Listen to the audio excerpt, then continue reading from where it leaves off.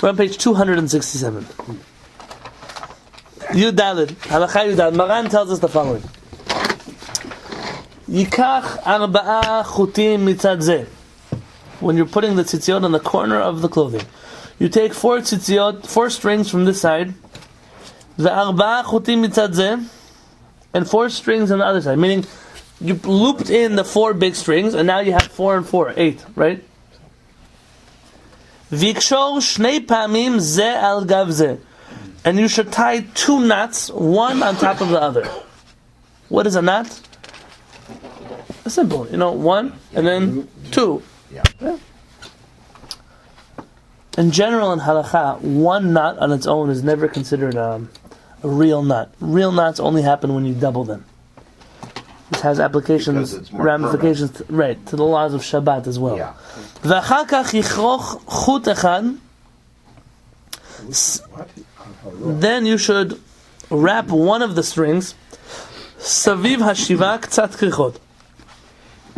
You should wrap one of the strings around the other ones a few times. Krichot. There's going to be 2 words here that are very important. They're going to repeat themselves. One is a kesher. Kesher means a knot. No. Ksharim are knots. So kesher is a knot. Ksharim are knots. Yikshor, likshor, kashar are all verbs of to tie, did tie, will tie. All of those are the same word. They're the same. Kesher, you are kosher, a kesher. You tie a knot. Literally, you knot a knot. Or knots. Ksharim. The second word you're going to come a lot is kricha. A kricha is not the knot, but the twirly part of the tzitziot. The part that you wrap around, literally wraps. A word for a sandwich in Hebrew is a karich. Because you wrap it up, you roll it up, like a lafa, you roll it up. But don't write that down. Don't think sandwiches when you're thinking of tzitziot. Krichot are plural for the wraps. And then likroch, or yikroch here is 2 wrap. Okay? So Maran doesn't tell you here numbers. He just tells you make a knot and then wrap it around a few times. V'kosher shte pamim, and again, you are kosher. You make a knot twice. Ze al gav ze, one on top of the other. Literally, what is a gav? What is what? Gav. Back. A back. It's also my in-laws' last name. You know that? My in-laws don't use the word Goldberger. In Hebrew, they just took a g and a b and made it gab. Gab. So their last name is Gab. In America, they're Goldberger. In Israel, they're Gab. Gab. So Yeah. they could be Gabai. That's already going to make them Sephardic. Be careful. V'chozer v'korech. It's bad enough their grandkid is. V'chozer v'korech. They go back and wrap it around. V'chen yaseh. And you should keep doing this. Ad sheyashlim l'chamisha ksharim kfulim. Until he has 5 double knots. What's double here? The knots. No, but Kfulim, kefel. In the Haggadah, Tovah, Chfula, Kupelet, a double goodness that Hashem did to us. This word, when a person steals from someone, they have to pay them back kefel, twice. So Kfulim are double knots. Va'arba'a avirim, and 4, what is avir? Airs, meaning 4 spaces that have wraps. Benehem mileim krichot. So 4 spaces between the knots that are full of wrappings. That must be a better word than wrappings. Twirls, twists, Windings. They say. windings. Yeah. That's what they say here. Okay. twisting around. I mean, it's an English translation, but Winding's the right technical word for it, I think. Well, if you were putting like a coil, like a copper Yeah. coil around like a bar, or if you were winding motors and Yeah, I never heard it used for cloth. Right. Anything. En shiur lakrichot. There is no amount, no limit, no necessary number that you have to wrap the tzitziot around. So you have different knotting styles. Right. Well, let me pause for a second. I don't want anyone to look. How many knots do you have on one corner of your tzitziot? Like 13. Knots on one corner. I just read it to you. Oh, 5. How many spaces do you have in between the knots? 4. Very good. Now, how many twists do you have in your 39. 39? What's the math? 7, 9, 11, 13, or 7, 8, 11, 13. 7, 8, 11, 13. Do you know that? No fair. So This guy's a 7, 8, math major. 11, With 39. Right? I've seen that before. Well, the close Yeah, for there you go. 7, 8. 39 is a big number here. 39 is what's 40 minus 1. Kabbalah has a lot of things to do with numbers. We're going to get there in just a minute. Maran's going to mention this. Yeah, but What? his opinion has to be taken. He's a computer science major. There you go. So His 7, math is too 8, good, better than 11, all of us. 13. That's what you have in all of your tzitziot, to the best of my knowledge. That's not what all people do, but that's what all of you have in your tzitziot. I'll get there in a second, though. So you don't have to have any set number. רק שיהיה כל הקירוך והקשרים רוחב 4 גודלים. I'm going to need your help, Jack, with the English here. They all have to be 4 thumb spaces, With 4 thumb widths thumb widths. wide. 4 thumb. Meaning the part that is tied has to be at the very least as large as 4 thumbs. Yeah. This brings an interesting question. 8 centimeters. With Pesach coming again, I don't need to digress, but we once talked about some of the Haggadot or the Halachot books for Pesach, where they measure exactly the amount of matzah you have to eat within a certain amount of time. Isn't that using more digital measurement, where the Torah seems to be using a very human measurement? Right, and I will mention that in my Olive, the Pesach class. base, and- An olive is an olive, an egg is an egg. You don't generally by Pesach. But all the measurements are determined. Matzah, you really only have to eat a very little amount of matzah. Matzah, though, is one of the few things that the Torah commands you to eat. So even though I tell people you only have to eat this much, you'll find that I myself eat as much matzah as I can eat on the Seder night. The reason being, it's a mitzvah from the Torah. And very rarely does the Torah command you to eat something. Very rarely. Think about it. If you're doing it, you do it right.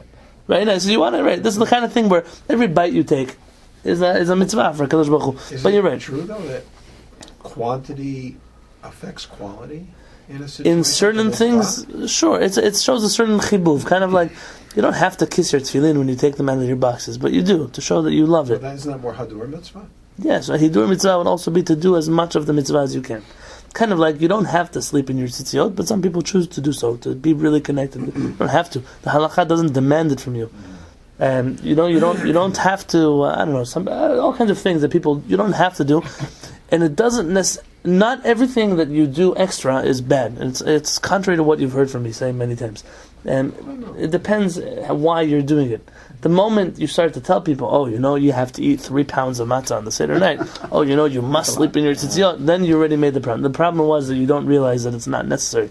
But this is right, so these measurements, though, are 4. Meaning, you have the strings on the corner of the tzitziot, at least 4 thumb widths have to be The knot? knotted and twisted.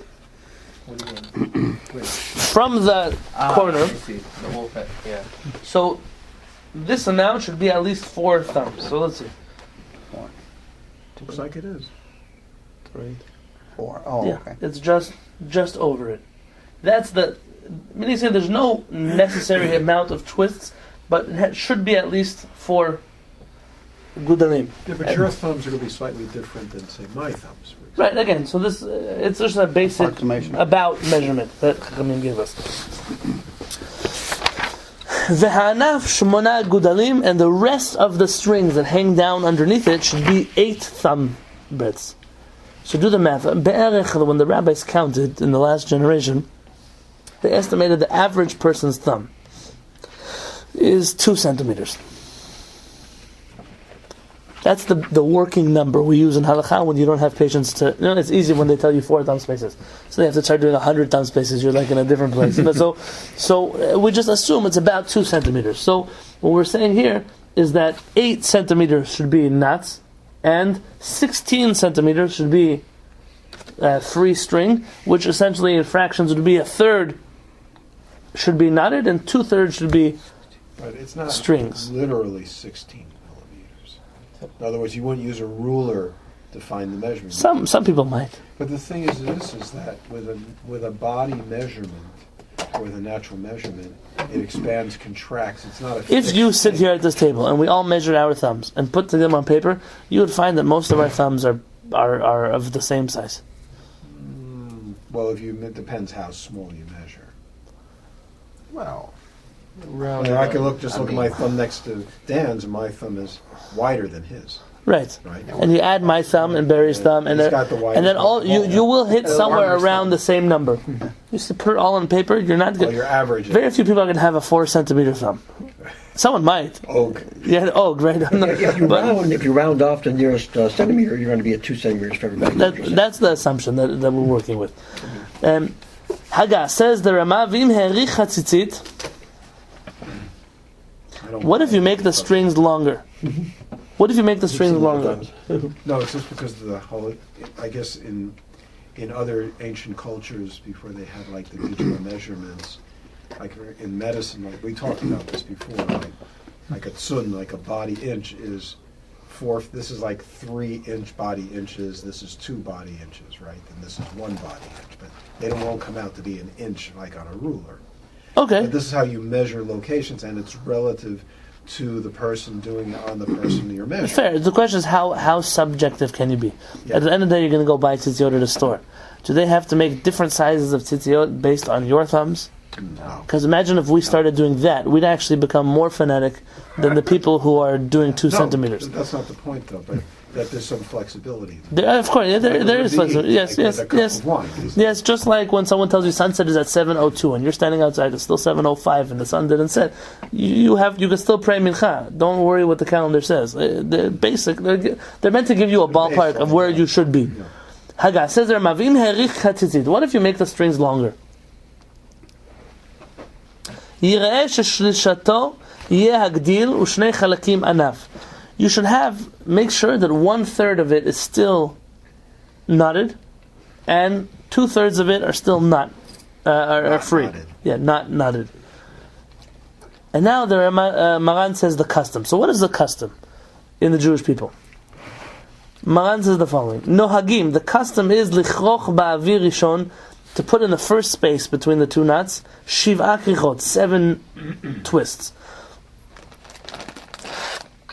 Oh, you're right. It's 9. 7, 9, 11. I'm sorry about that. I don't know why I said 8. Yeah, Mechila, he's right. 7, 9, 11, 13. 13, yeah. It's a formula. Zev, you were right. Should have messed with him. 13. What's that about? He was right. 9. Uvasheni tisha. And in the second 9. Thank God my father's not in this class today. He'd be so embarrassed of his son. Uvashlishi achadasar. And the third one 11. Uvarvi'i shloshasar. And the fourth one 13 twists. Sholim kulam arba'im, which come together 40. It's not really 40. It's not. It is 8. Why? It is 8. What is 8? I'm pretty sure it's 8. I tie 7, 8, 11, I 13. tied 7, 8, 11, 13 too. Well, this is black No. and white. Because you want to get to 39. Right. Like, maybe he goes into it. Kiminyan Hashem echad sheoleh lamed tet. Oh, interesting. Okay, watch what he just did. Even though Maran says 7, 9, 11, 13, he tells you it all adds up to 40, which is like the words Hashem echad, which in numerical value are 39. Yeah. Yeah. Okay, the Maran is not crazy. In Jewish tradition, when you do numerical values, you can always be 1 off.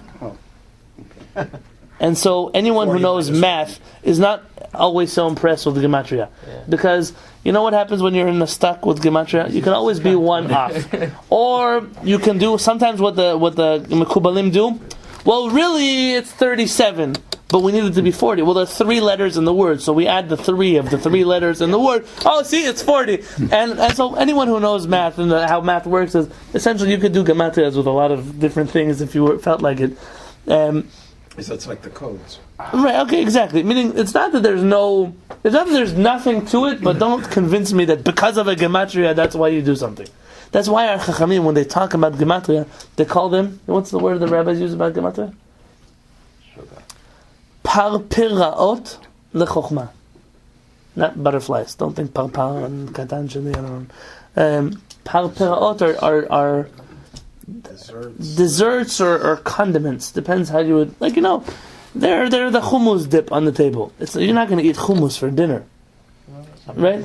Some people might, right? Or the like desserts, pirot, like it's like ice cream at the end of the meal. Marmalade. The problem is that today you live in a world where people will eat ice cream for a whole meal. Yeah. There is such a thing. Marmalade. Someone once took me. You have bread, you have this and that, you have tea, you have coffee, but there's marmalade. Marmalade. You're not going to make your whole dinner the marmalade. Well, somebody once took me to a restaurant which was called Waffel Bar in Israel. Waffle. Waffle Bar. Waffle. And all they eat in this restaurant are waffles. Waffles with maple syrup, waffle with chocolate syrup, waffles with Nutella, waffles with jelly, waffles with anything you can have with waffles. It's right there. Okay, so now there are a few of them. It's become a big thing. Someone took me there. I'm not going to lie to you. I'm not crazy over sweet breakfast stuff. It's not. Look, it's nice sometimes, but like you eat the whole. Okay, I had a waffle. So what's the food? Nothing. There's nothing that comes like a salad. This is waffles. You live in a world, I'm sure Zev can tell you more, where people are off when it comes to what they eat and don't eat. And that's why it's not surprising to me that today you can go to someone who come from Israel, some mystical speaker, and he'll spend 3 hours telling you all about numbers. The number of this, the number of that, and the energy behind this letter and then that letter. I'm not saying that there were never rabbis in our history who spoke about these things. But the same rabbi who spoke about these things had to also have taught real Torah, not just dessert all the time. Yeah. It's nice when you give a powerful point on the parasha, and you know what? Just to make it taste really good in your mouth. Everything I told you based on the Rambam and the Gemara, and also if you look at the word, the numerical value is the same as what. And then it's like, oh, that was a really nice way to end the speech. What's happened today is people have taken that part of the speech and that's all they talk about. That's all that's left. And so it's a symptom that you see in the whole world, but in Jewish learning you see it a lot today. It's very often this is happening. Their substance is very weak, and they're just throwing around these numbers, these letters, whatever it is that they do. Okay, Chachamim gave it a name. It's nice to have on the table, but you're never going to prove something from it. It's just there to add some nice flavor into someone's mouth. I'm sorry to anybody who's going to hear this class at a later point in time, and their whole life is built on such Torah. Rabbi Twersky used to say that the gematria of Hashem's name is the same as Kishkas.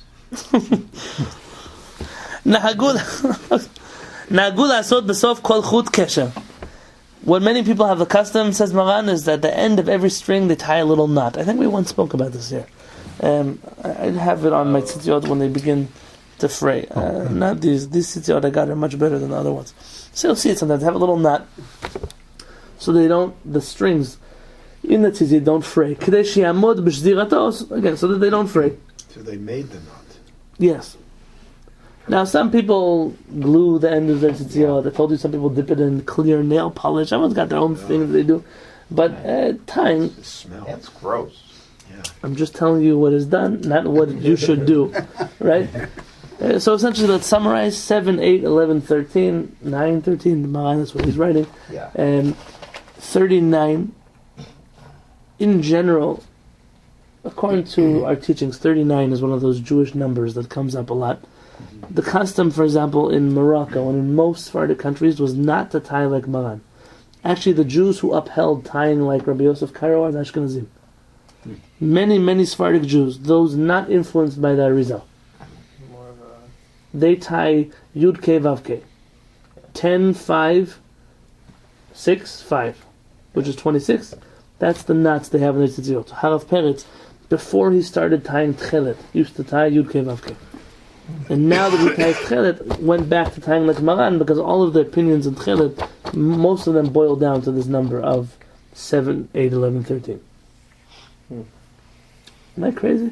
So 8 or 9? Ben Chai says 8. 8. Okay, so that must be the way they understand Maran. So how do they come to these numbers? That's a great question. That's what all the notes in the bottom are for, and that's what we're going to do together. And what time is it? We have 5 minutes. Let's start.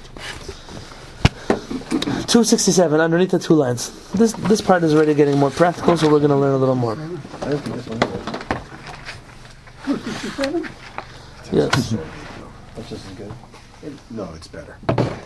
The sulfur stuff. Anything sulfur is no good. 267? Yeah, the bottom of it.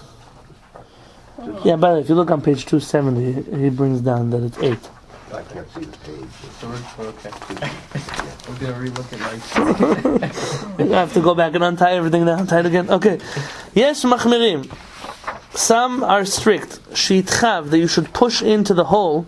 Kol arba'at achutim bevat echad benekev shebeknaf beged hatzitzit. That when you put in the 4 strings through the hole, you shouldn't put them one at a time, but you should put all 4 of them together. ובמקום שקשה הדבר לעשות כן, יש להקל להכניסם בזה אחר זה, and if it's too hard for a person to do that, so they could just put them all one after the next. I mean, it's not a must, just some people are strict to do it all at once. חוטי הציצית, the strings of the tzitzit, צריכים קשירה מן התורה. You must have at least 1 knot in them according to the Torah. Let me make this very simple. Based on what my learning of the Gemara and the Mishnah is as follows. On the corner of the tzitzit, once you tie the first double knot, you finish the mitzvah. That's what you need. Everything else from that point on are custom, some older, some newer, but it's not ma'akev. It doesn't hold you back from fulfilling the mitzvah. There are some poskim, we don't follow them, but some poskim that want to say that once you tie the first 2 knots on every corner, maybe you could have tied the rest on Shabbat, for example, because you're not fit. Exactly, you're not finishing the mitzvah anymore. But it doesn't seem, from what I remember in the laws of Shabbat, that we do that. Just you should know, once you have the first 2 knots, that's what counts for the mitzvah of tzitzit. So Sephardic, Ashkenazi, all the different customs, it doesn't really make a difference. They all have those 2 knots in the beginning. Most have the 2 knots in the beginning. I correct myself. Most, not all, most. Anyone you know. But they have to, you mean at least 2 knots? Yes, in the beginning. V'lamdu min ken hachachamim, the chachamim learn this out, mimash ne'emar b'pasuk, from what it says in the verse. Lo tilmash shatnez tzemer ufishtim yachdav, you cannot wear shatnez, which is linen and wool together. V'nisamach elav b'pasuk, and immediately afterwards the verse says, Gdilim ta'aseh lecha al arba knafot ksutecha asher techaseh ba'ad, you should put fringes on the corners, the 4 corners of your garments. ומסמיכות הפסוקים הללו למדנו שהתורה התירה איסור קלעים לצורך מצוות ציצית. Remember we mentioned this previously, that the one place you're allowed to technically have shatnez is if in the days when you had Kehillat you could put wool and linen on the same clothing of ציצית. ואם לא יקשרם זה בזה בקשר גמור, דהיינו 2 קשרים זה על גב זה, בלאו הכי אינו עובר על איסור קלעים, מכאן שחוטי ציצית צריכים קשירה. Let me explain to you what I just read, because it's better to do it out of the book than inside the book. The only way you can violate the prohibition of shatnez is if you actually tie the linen and the wool together. You know, if you wear a hat of wool and then put on a scarf of linen on top of your hat because it's cold and you want to cover your ears, you're not wearing shatnez. When you wear shatnez, you must have woven together, or at the very least you have tied the tzitzit of wool onto a clothing of linen. Says the rabbis learned the following: if you learn out from the connection between shatnez and tzitzit that you're allowed to have shatnez on your corners of your tzitzit, then the only way you could have shatnez is if you had actually tied knots. And so we learn from here that you must have tied knots in order to wear tzitzit. They're learning it like this. Right, yeah, exactly. Does anyone understand? I can explain it again. The only way you could have violated having shatnez is if you tied 2 knots. And so when our rabbis say the reason these 2 verses are next to each other in the Torah is to tell you that you can have shatnez in your tzitzit, so it must mean that in order to fulfill the mitzvah of tzitzit, you tied 2 knots. That's the way Chachamim learn this. So a blended fabric of linen and wool would be shatnez.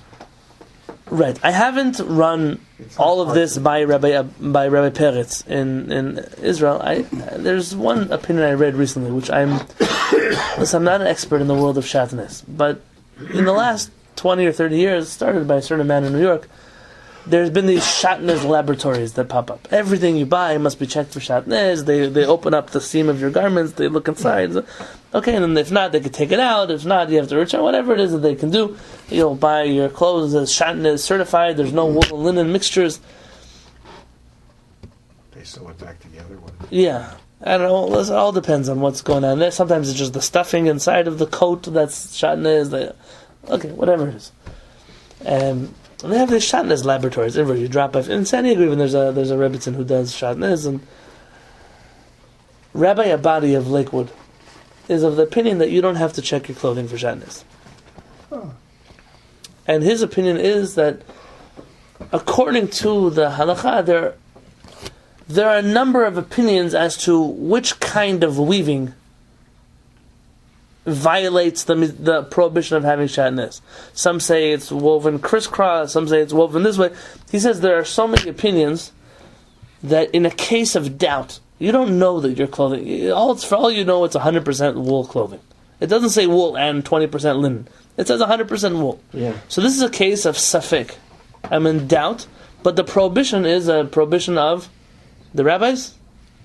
No, it's a prohibition of the Torah. When you have a safek d'oraita, a doubt as to biblical law, you must err on the side of caution and you're strict. That's why these laboratories exist. Rabbi Abadi throws a wrench into the system. And he says, this is not a doubt of a biblical situation. He says, because there are a number of opinions as to how you violate the biblical prohibition. In which case, you don't just have a doubt as to whether there's linen, you also have a doubt as to whether it's even tied or woven together in the way that violates shanez. This is therefore, it's a sveka, it's a double doubt, and a double doubt of a biblical prohibition, you don't have to go check, not unless you know for a fact that one of those prohibitions is violated. And so he, Bichlal, doesn't believe that you have to go check your clothing for shatnez. I didn't run this by Ha'aperet. I'm just sharing with you something I learned recently. So, I can't, the logic is sound to me. It could be that one of his principles he's building on we don't accept. But if he's right, then he's right. There's nothing you could, it might explain why for 2,000 years you never heard of a shatnez laboratory. That might explain it. Or people were just their clothing, they knew what went into their clothing. They made their own clothing and they weren't worried that there's wool and linen inside, or they bought clothing from people who made the clothing, and it didn't come from some factory, who knows where. It could be. A number of things could be, but that's where these doubts come from, and it's an important thing to know. It's sort of like food. I mean, don't you trust the ingredient list in food when you read it on food packages? There's a reason for that. We trust the ingredient list on food packages. These are health laws. There's some kind of health laws. You can write 100% wool and so there have the some same kind of laws about. I don't think so. Is there anybody who enforces clothing labels? No. I don't know. Not that I'm aware of. For Although they do put 15% this. Let me ask you this. If a company is busted that they had 100% wool and it was 1% linen, are they going to be faced to crimes and laws and court cases? I don't know. You'd have to ask. Meaning, is a company, if I were to write, this is nut free, and it's on equipment that is with peanuts, and then someone gets an allergy, God forbid, and the whole world is going to be looking for me. And they're lawyers and they're brother, and that's why they on everything. And it might not have even seen a peanut in his life, but they'll say may contain nuts and whatever. But with clothing, I don't know that they take that same kasha. I don't know if there's such a. Yeah. I'm not sure. I'm not sure that you can say. Maybe right. You're not eating it. Right. I mean, it could be one day there will be, but right now I'm not sure. Right. Let's stop here for tonight.